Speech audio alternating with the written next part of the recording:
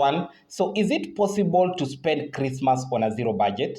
Of course it is. And in this video, I'm going to take you through step by step on how you'll be able to achieve that. And yes, I know this video is for everyone because at times we tend to reach January and we have to take our children back to school. We also have to pay some certain bills. And we end up having financial stress because we overspent during the holiday period.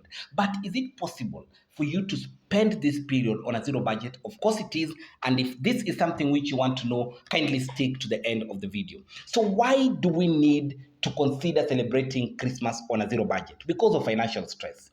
You don't want to come in January, your landlord requires you to pay rent, your kid requires you to pay the school fees, you have other certain bills that you must pay, then you end up starting taking loans. Why? Because you overspent during the holiday period. So kindly just follow up with this video so that I can take you through the steps of which you can, if you take up those steps, you will end up spending zero, or rather you'll end up spending your Christmas on a zero budget. So first of all is the potluck dinner. And what is the potluck dinner?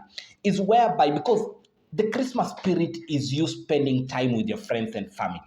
And the potluck dinner is whereby you are not the only one who is removing funds to purchase all the food that is going to be eaten throughout the holiday period. So what you can do, or the approach you can take, is first of all, call up your friends, tell them, okay, can we meet during the Christmas period of time? And you need to bring this, you need to bring this, you need to bring this, and you need to bring this. So everyone is supposed to bring something that will be used during that Christmas festive season, either food, drinks, etc. So when each of them brings and you also contribute towards that, you will end up spending close to zero budget as far as that planning is concerned, because everything that is being utilized in that specific period of time has been contributed for by everyone. Then there is an option that you can have. Maybe let's say take an expensive holiday, go to an expensive restaurant, etc., etc. So for you to avoid this, you can even organize games and movie marathons with your friends. So they have come, you're spending time together. Come up, be creative, organize games. Okay, what can we do when you're together? What games can we play? I remember, and this is something which my mother always does. When we go with our kids at our home, she spends time with them, plays with them football, and I was surprised she's still strong. She plays with them football, she has fun with them, and this carries us throughout the entire day. Movie marathons whereby you have your cousins there, you come up with a list of the interesting movies you want to watch, and that will also help you manage as far as spending is concerned.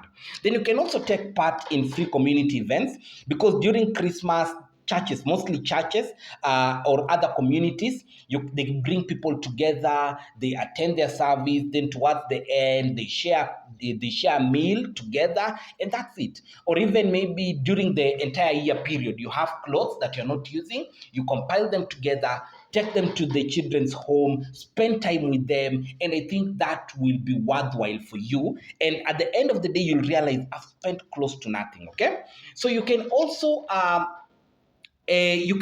use handmade gifts, because at times during the festive season we tend to think, okay, what am I going to gift this person? And we end up overspending on gifts that you're supposed to do. What if you create a handmade gift? Imagine, let's say maybe somebody knits you a sweater because they have the skill of knitting, or rather your kid makes you, let's say, a drawing and gives you that drawing. And even in some certain instances, maybe you take the pictures you've been taking throughout the year, and you just put them on a collage, or rather you put them on a handmade album, and you present it to your loved one. I think this thing will go a long way as far as remembering that day is concerned. Then you can also consider regifting, and regifting is whereby there is, let's say, a jewelry or other watch that has been passed down the memory lane, and you want also to give somebody during, maybe your loved one, your son, or rather your sister, you want to give them this gift so that it is maintained in the generational, in the family lane. So that is also an opportunity you can take. Or rather, you can even, let's say, take this watch and I give to my son and tell this is from your father to you. So when you also have a son, also do the same during this period of time. So you can re-gift thoughtfully, okay? So when it comes to, let's say, the experiences, what experiences would you have to make this celebration worthwhile.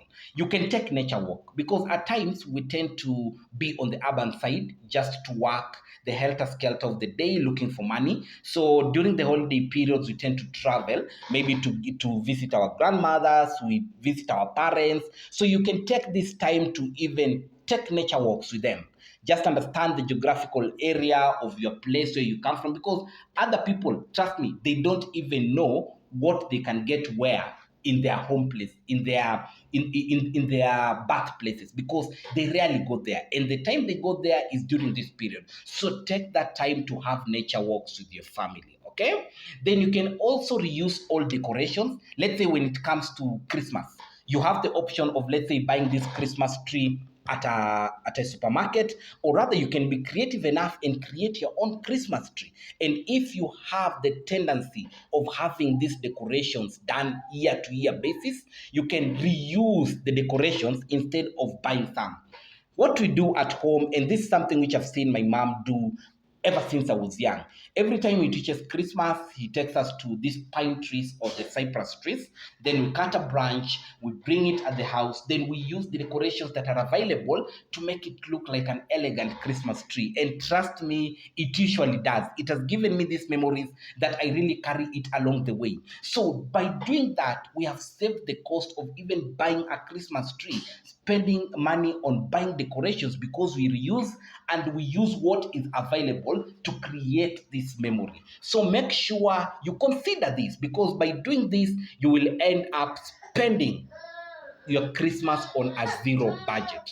So what I'm going to say is, apart from just reusing, let's say, the gifts, you can also consider spending time with your family, let's say by cooking. It's Christmas, man. You have to spend time with your family. So if your mom, your sister is cooking, take yourself there. If your wife is cooking, spend that time together. You don't have to spend, let's say, time going, let's say, to expensive places. You can do this by just sitting at home and spending quality time with your family. So why I'm sharing this video of how you can spend Christmas on a zero budget is because come January, very many people will be lined up on Shylocks and on loan agencies, financial institutions, because they cannot meet their day-to-day expenses. Why? Because they overspent during Christmas, and right now they didn't track their expenses, they never stuck on their budget, so they are low on cash. Because it's January, you have to pay bills, but you don't have the cash to do so. Okay, so let's kindly don't make that mistake. Consider the options I've given you on how you can spend Christmas on a zero budget. Thank you so much. Thank you so much for sticking to me towards the end of this video. I want to take this opportunity to wish you happy holidays from my family to you. Have a good day.